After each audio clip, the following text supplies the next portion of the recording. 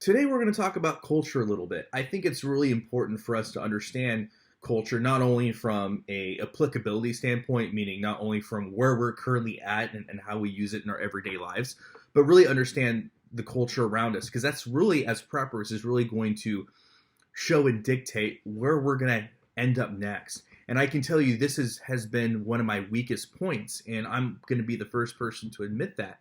And it's been my weakest points as far as understanding the world around me, but it's really helped me in my preparedness journey, because one of the things that I really, and I think this just comes from not understanding the cultural norms here in the United States of America.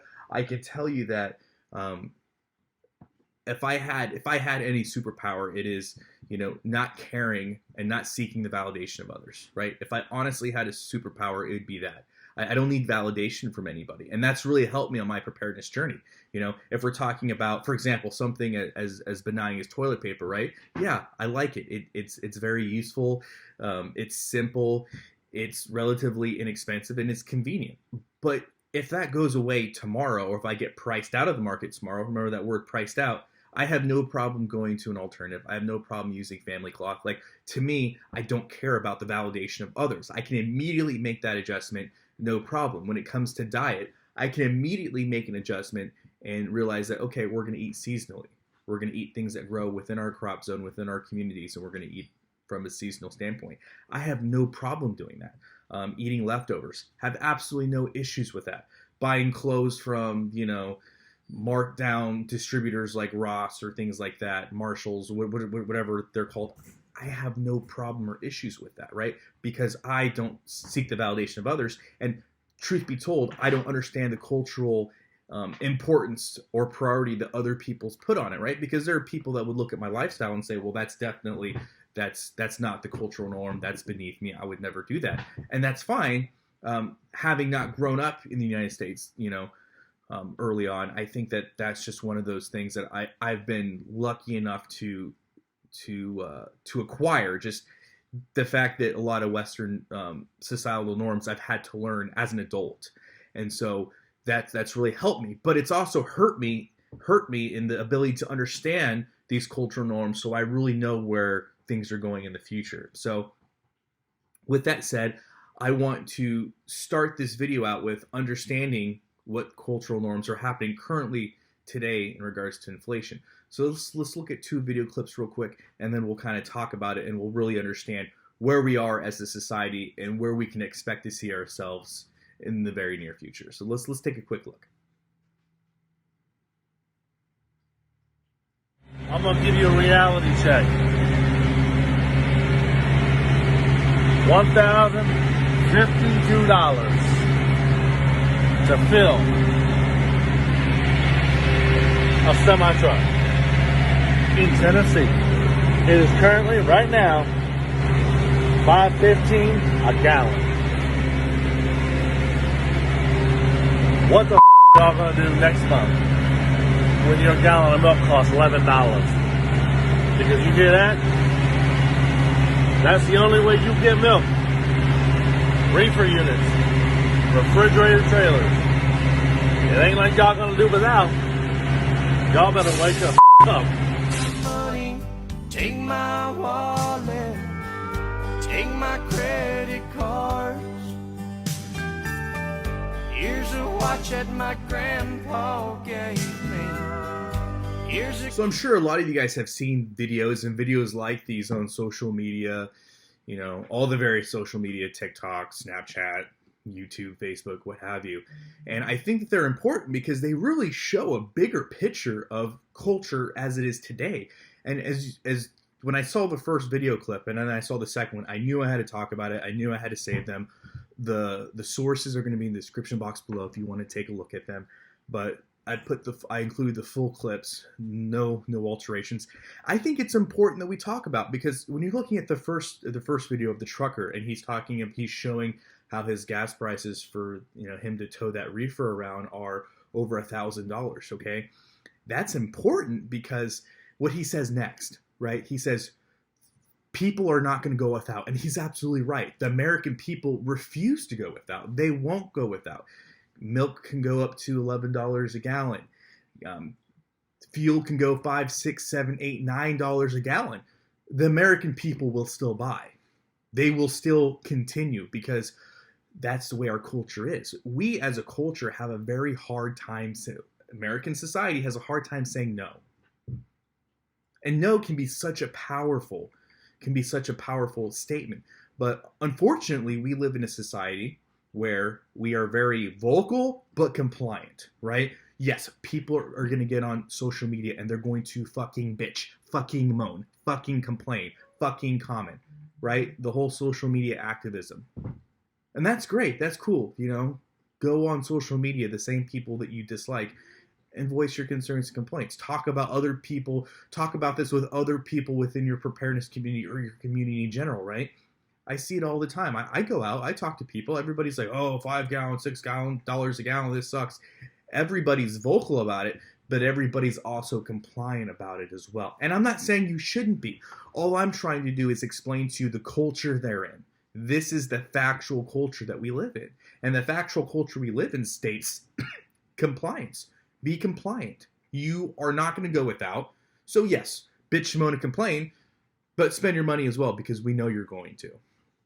And then in that second video, you see how this is re-emphasized even more because we see, you know, some good country music and take my money, take my keys, take my dad's watch.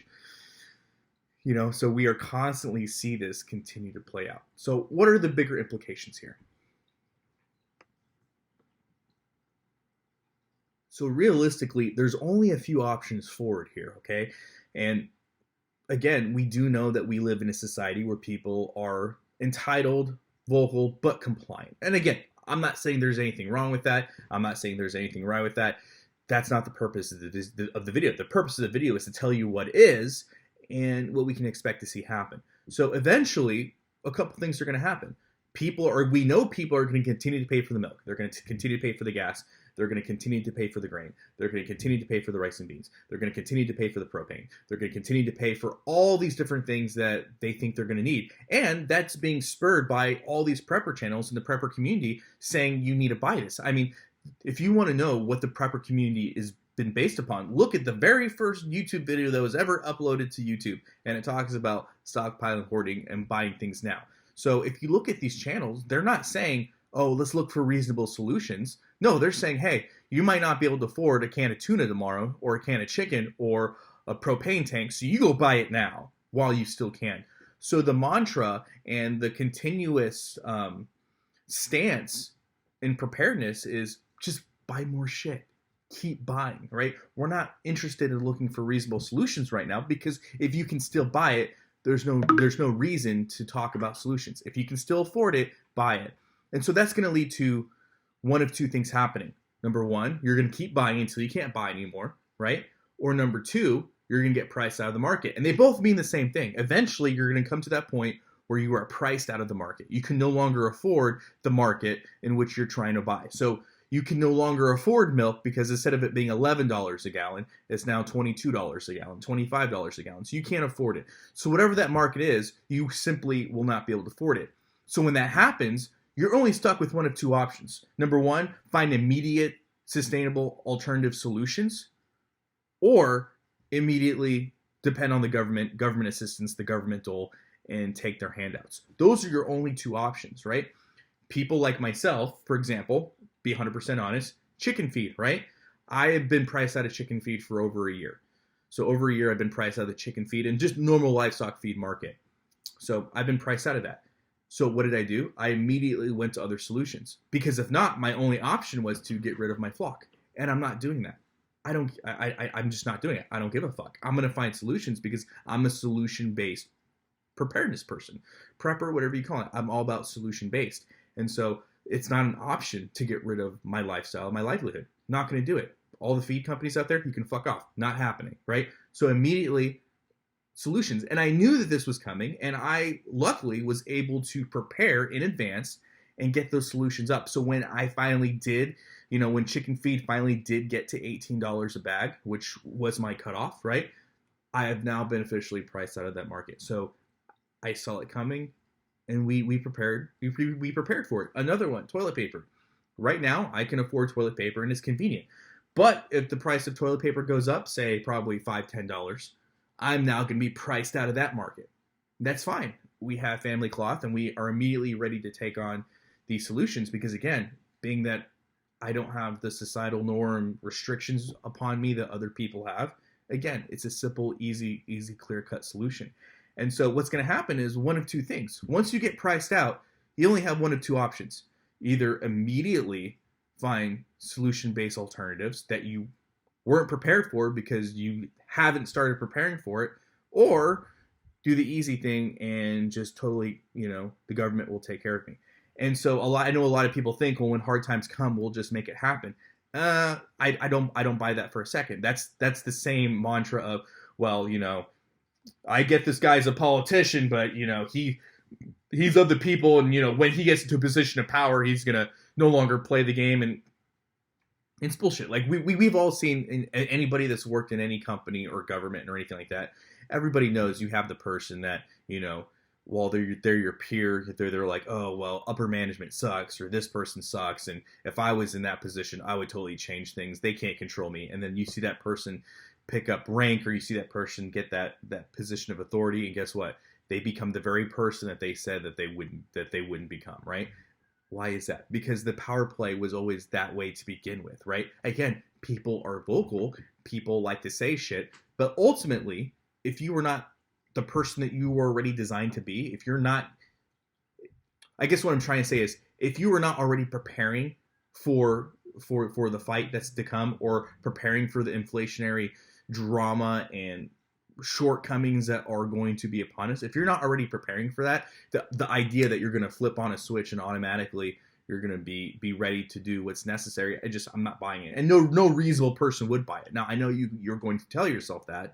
I know you have probably convinced yourself and others that that's how it's going to be. But I'm telling you, without a shadow of a doubt, you're not. You're not just going to be able to be like, well, guess what? We're priced out of this market, so we're immediately going to just come up with solution-based alternatives that are sustainable right now. Just immediate change on a dime. You're not.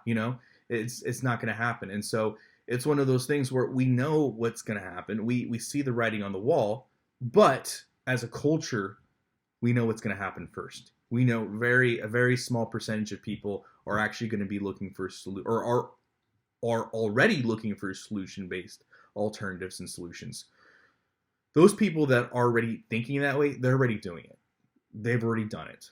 They're actively doing it now. And everybody else is simply, again, buying into the fear porn and buying tons of things. And eventually, when it comes to brass tacks, they'll be priced out of the market. And then when they do turn to look for alternatives, they'll realize, number one, they're priced out of the market. And number two, it's a process, And I say this with people. I was talking with somebody yesterday, and we'll end this video here. But I was talking with somebody yesterday about food prices and stuff and everything like that. And they started talking about, somebody they knew had rabbits. And I thought that was kind of interesting. And I was just hearing them out. And you could tell that they were starting to go through the process in their head. They're a solution-based person that is completely new to this idea. And so I shared a couple videos with them, and it seemed like almost a light switch went on in their head, because to them, they're looking for solutions, and fortunately enough for them, the solutions already exist out there. Any issue you may have, whether even gasoline, all these issues, there are solutions for them already. And so that's what's great about living in the modern era. Any problem that you have, there is a solution, and there's probably a video on it on how to fix that problem. There are solutions. If you want to feed yourself, there are solutions. If you need power, energy, there are solutions. The solutions exist. So you don't even have to really go through this whole brainstorming articulation. There's solutions already there. But again, what's keeping people bound is the culture. It's the culture. Who wants to be the guy that lives in suburbia that's mowing his yard to feed his rabbits? Who wants to be that guy? Who wants to be the guy that, even though it's in private, is using family cloth from t-shirts they've cut up because toilet paper prices are expensive? Who wants to be that guy? No, they would rather suffer. They'd rather continue. There are people that would rather max out a credit card to buy things of luxury and comfort than sensible solutions. I mean, we've already seen that in the preparedness community. Alaska Prepper is a great example of, telling people to max out credit cards to buy prep. So there you have it, man. It's a culture thing. The culture thing's already here, okay? The culture is here to stay. And it's very clear what the side effects are going to be and what the end results are going to be. So if I could just very honestly just talk to my audience, I know if you follow me, it's because you are a sensible solution-based person. Just realize, it's coming quick, right?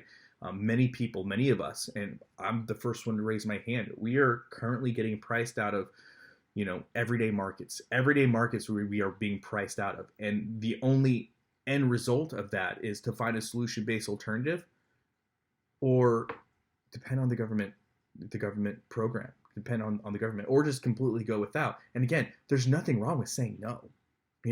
You would be surprised how quick things would change if just 30% of the population of the United States of America said, no, I'm not going to spend $11 a gallon on milk. I'm not going to do it. Or if 25% of the population said, I'm just not going to buy gas today. You'd be amazed at how quickly things would change. But I know that's a farce. I know there's no way you're going to get 25% or 30% or even 5% of the population to say, no, I'm not going to buy milk or gas today. I know that's a farce. That's never going to happen. You're never going to get that much of the population to get on board because they are compliant, they are full of themselves, and they are so ingrained in this Western culture. They can't see outside of that Western culture box. So as somebody who is prepared, as somebody who's a prepper, you should realize that this is already the reality that we live in and start looking for those solution-based alternatives. Because I don't care what the price of meat is. I don't care how high it goes up. I really don't give a fuck because I'm always going to have it. Irrelevant from the system because there are solution-based systems already in place, right? And so, again, I don't care how much electricity prices go. I will always be able to have hot water. I will always be able to have light. Sure, I won't be able to use my big laundry machine, but I have small ones. I have solution-based alternatives that I have already created and I've already put into place. So again, just realize that as much as it's great to think that we could come together as society and fix some of this stuff, we all realize that that's never going to happen. So it's up for us to be prepared, create these solution-based alternatives, and go forward. So as individuals, we can definitely put our foot down and say no. We can definitely put our foot down and say, I understand the societal box they want me to live in, but I have a better plan. So there you have it. Hope this video was helpful for you guys. So if you have any questions, leave in the comment section below. If you totally disagree with me, please articulate in the comment section below. Let's come up with reasonable solutions. As always, guys, long live the Republic.